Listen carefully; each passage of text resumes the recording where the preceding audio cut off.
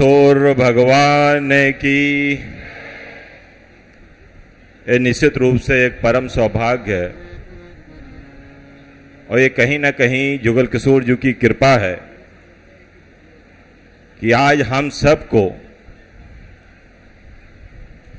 जब से महाराज जी पधारे हैं और खासकर जब से उन्होंने तारीख की स्वीकृति दी है तो एक बड़ा ही उत्साह चारों तरफ था कि महाराज जी कब हमारे बीच में पधारें।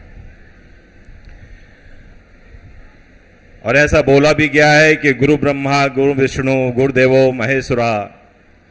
गुरु साक्षात परम ब्रह्मा तस्मै गुरुवे नमः। और मैं ये मानता हूं कि सर्वप्रथम अपने पूज्य गुरु जी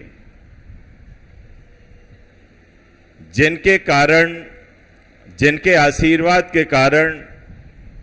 पीढ़ियों से हमारा परिवार हमारे उस पीठ से जुड़ा हुआ है और उनका आशीर्वाद निरंतर हमें मिलता रहता है।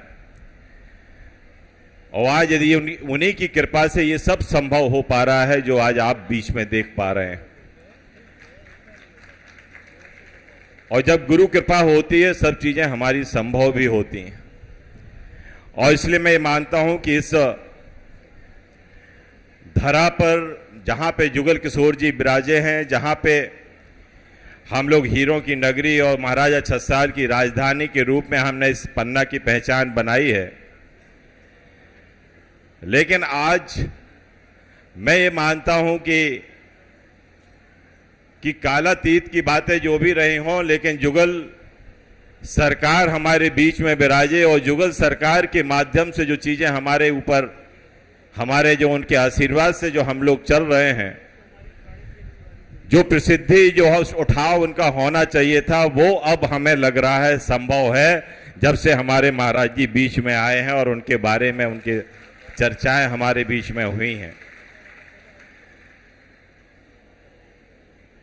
और जब हमारे यहाँ भागवत कथा जब हम लोग श्रवण करते हैं तो हम लोग ये मानते हैं कि एक साक्षात वैकुंठ का अवतरण हमारे बीच में हुआ है। और जन्मांतर के हमारे जो पुण्य कार्य हैं, कहीं ना कहीं आदमी श्रवण करके और अपने आप को धन्य महसूस करता है कि हमें कम से कम भागवत कथा हमें अपने जन्म में सुनने को मिली। और ये हमारा खासकर गुरु जी का एक परम आशीर्वाद होने के कारण ये हम सब लोगों का, हमारे परिवार का, हम सब लोगों का सौभाग्य रहा है कि ये अवसर हमें मिला और हम सब लोगों ने उनको श्रवण किया। और उसको जो हमारे 7 जन्म के जो, क्योंकि हम लोग ये मानते हैं कि हमारे इससे 7 जन्म धन्य हो जाते हैं। और इसलिए मैं आज निश्चित रूप से हमारे मलुकपीठ वाले महाराज जी के चरणों में मैं क्या बोलूं, मुझे बोलना ही नहीं आ रहा है कि महाराज को मैं क्या बोलूं और कैसे अपनी कृतज्ञता ज्ञापित करूं, या मैं अपनी जनता की तरफ से या परिवार की तरफ से कैसे मैं कृतज्ञता अपनी ज्ञापित करूं। क्योंकि आपने जो समय दिया है, आपका बहुत ही मूल्यवान समय है। आपके सालों की तारीखें आपकी निश्चित हैं, लेकिन उसमें से जो आपने ये 7 दिन हमें दिए हैं, आज इन 7 दिन में हमें ऐसा लगा है कि 7 युग का बदलाव हमारे पन्ना के अंदर हो गया है और हमारे यहाँ की जनता आपके आशीर्वचन से धन्य हुई है। हमें यह भी नहीं मालूम पड़ा था कि कब आपने शुरुआत की और कब आपने समापन किया। जब आप समापन कर रहे थे, आखिरी दिन बोल रहे थे, हम लोग अपने आप में सोच रहे थे कि अभी तो शुरुआत हुई थी और महाराज जी समापन की बात कर रहे हैं। लेकिन आज मुझे लगा कि ये जुगल किशोर जी की कृपा है, हमारी जनता का एक भाव है जो आज आपने एक अपने मंच के माध्यम से भी ये बोल दिया है कि वृंदावन का, यदि बुंदेलखंड का वृंदावन कोई है तो वो पन्ना है, जहां पे हम सब लोग यहां पर रह रहे हैं। महाराज आप को उतना समय नहीं है, लेकिन मैं भी, जैसी वृंदावन की कुंज गलियां हैं वैसी हमारी पन्ना में भी कुंज गलियां हैं। आज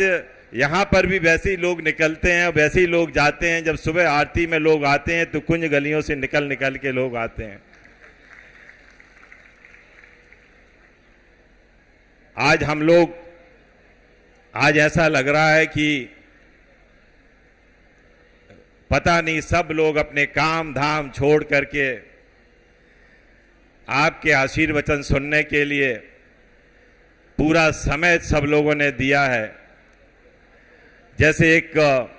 सुंदर वन में रह के और हम जब निकलते हैं तो हमारी आत्मा बड़ी तृप्त होकर निकलती है, वैसे ही आज हमें लगा है कि हम लोग बहुत तृप्त हुए हैं आपकी वाणी को सुनकर, आपकी अमृत वाणी को सुनकर। आपके माध्यम से दो इच्छाएं जाहिर की गई हैं और निश्चित रूप से मैं भी ये मानता हूं कि जो आपने इच्छाएं जाहिर की हैं, चाहे संस्कृत विद्यालय की बात कही हो जो जुगल किशोर सरकार के नाम से आपने बोला हो, और दूसरा 3 दिवसीय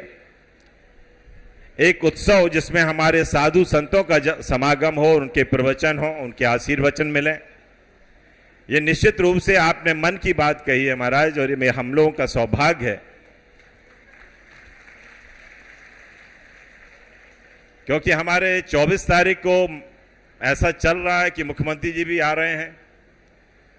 तो ये चीज हमारे लिए और अच्छी हो गई कि आपके यहां से आशीर्वचन हुए हैं। तो कहीं ना कहीं ये 3 दिन को उत्सव को हम ऐसा करना चाहते हैं कि ये हमारे कैलेंडर में, जो सांस्कृतिक विभाग का कैलेंडर है, उसमें शामिल हो जाए। आज हम रहें ना रहें, सत्ता कोई भी रहे, कोई भी दल रहे, लेकिन कार्यक्रम और उत्सव हमारे चलते रहें। और इसलिए महाराज आपने एक अपने खासकर व्यासपीठ से ये बात का आपने यहाँ पे बोला है। इतना भर मेरा है क्योंकि मैं मानता हूँ कि आप बहुत व्यस्त हैं, आपका शारीरिक रूप से भी हम ज़्यादा आपको कष्ट भी नहीं देना चाहते, लेकिन यदि आप कुछ भी कहें, चाहे हमारे जरूरत कहें या कुछ भी कहें, थोड़ा सा एक निवेदन, आग्रह या आपके चरणों में एक अपनी बात रखना चाहता हूं कि आपने मन से तो वो चीज़ बोल ही दी है कि जो 3 दिवस के में आशीर्वचन हों, तो आप लोगों में से जितने नाम आपने लिए हैं उनमें से कोई ना कोई की उपस्थिति जरूर उसमें हो। हम आपको बाध्य नहीं कर रहे हैं महाराज, हम तो चाह रहे हैं आप उपस्थित हों, लेकिन मैं उस बाध्यता को नहीं ला रहा हूं आपके सामने। और यदि आप दे देंगे, भले हमें 1 घंटा का भी समय मिल जाएगा तो हम सब लोग धन्य हो जाएंगे। आज हमें बहुत खुशी है कि पूज्य गुरुजी, क्योंकि ऐसा कहा जाता है कि हरि कृपा कभी समाप्त नहीं होती है। एक तरफ भागवत कथा का समापन हुआ है तो दूसरी तरफ भक्तमाल कथा का हमारे पूज्य गुरुजी, हम जिसके कृपा पात्र हैं, उनके द्वारा फिर से कल से चालू हो रहा है। और ये भक्तमाल कथा भक्तों के और भगवान के बीच के जो उनके संबंध हैं, उनके जो अनुराग विराग जो चीजें होती हैं, जो उन्होंने प्रेम प्रसंग में आती हैं, जिनको हम सब लोग जानना भी चाहते हैं, वो हमारे गुरु जी के माध्यम से आप सब लोग कल से श्रवण करने वाले हो। और इसलिए सबसे बड़ी अच्छी बात तो ये रही कि जो समाज गायन कभी हमारे यहाँ के लोगों ने नहीं सुना था, हमारे खासकर किशोर जी ने नहीं सुना था। जब से जुगल किशोर जी वृंदावन से यहाँ आए हैं, तब से हमें नहीं लगता कि समाज गायन उन्होंने कभी सुना हो, लेकिन संतों के माध्यम से आपकी वाणी से वो जो पद गायन करे गए, तो हो सकता है उन्हें वो पुराने दिन भी याद आ गए होंगे कि हम वृंदावन में जब रहे, जब ये गायन होते रहे। आज वृंदावन साक्षात यहाँ पर आ गया है और आज यहाँ पे पद गायन हो रहे हैं। और इसलिए आज मैं सभी संतों का, जितने भी संत पधारे हैं, जो भी आज यहाँ पर उपस्थित हुए हैं, जो उनके साथ में जो भी शिष्य लोग आए हैं, जो लोग हमारे बीच में पधारे हैं, मैं उनके चरणों में कोटि कोटि वंदन करते हुए मैं इतना ही कह सकता हूं कि आपको हो सकता है, क्योंकि हमने सब लोगों ने, क्योंकि हमारे साथ हम अकेले नहीं हैं महाराज, हम यदि जनप्रतिनिधि हैं तो हमारे पीछे एक टीम है, जो कार्यकर्ताओं की टीम है, सबसे तो मैं मिला नहीं सकता, लेकिन वो सब लोग आपसे आशीर्वाद जरूर, उनके परिवार के लोग चाहते हैं कि जो सेवा में हम लगे हैं, उनके परिवार हरदम जिस उद्देश्य से उन्होंने सेवा हमारे बीच में की है, चाहे वो महिला वर्ग रहा हो, चाहे हमारे व्यक्तिगत कार्यकर्ता पार्टी के रहे हों, या अन्य सभी जगह के उन सब ने मदद की है। और इसमें हमने कोई दलगत राजनीति भी नहीं करी, मैंने सबको आमंत्रित किया है, सभी जात समाज के लोगों को आमंत्रित व्यक्तिगत रूप से मैंने किया है, सबको बुलावा कि धर्म का लाभ इस अमृत वाणी में, इस गंगा में सब लोग नहा लो और धन्य हो जाओ, पुण्य कमा लो, क्योंकि ये अमृत वाणी फिर दोबारा कब मिले ना मिले हमें खुद पता नहीं है महाराज, कि हम इतना समागम कब कर पाएंगे या ना कर पाएंगे। ये जुगल किशोर जी के बिना हो पाना भी संभव नहीं है। और इसलिए मैं ये मानता हूं कि व्यवस्थाएं बड़ी हैं, करने का प्रयास किया है, पूरी टीम ने किया है, बहुत से दर्शक भी हमारे बैठे हुए हैं, किसी के साथ भी कोई भी प्रत्यक्ष अप्रत्यक्ष में कोई भी व्यवहार ऐसा हुआ हो तो सबकी तरफ से मैं क्षमा याचना करता हूं। मैं ये चाहता हूं कि आप लोगों की कृपा बनी रहे, इसी तरह से आप लोगों के मन में स्थान बना रहे, और हम इस तरह के आयोजन,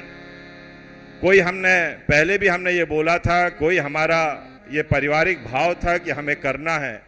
इसलिए किया है, इसका कोई उद्देश्य नहीं है महाराज। और ये सिर्फ जुगल किशोर जी की और गुरु कृपा हमारी थी, गुरु जी ने बोला था कि हमें एक समागम भी करना चाहिए, और इसलिए मैं उसके लिए प्रयासरत था। और इसलिए मैं निश्चित रूप से पन्ना की धरा, पन्ना की भूमि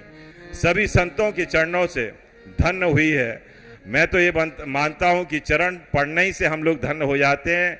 वो तो ठीक है,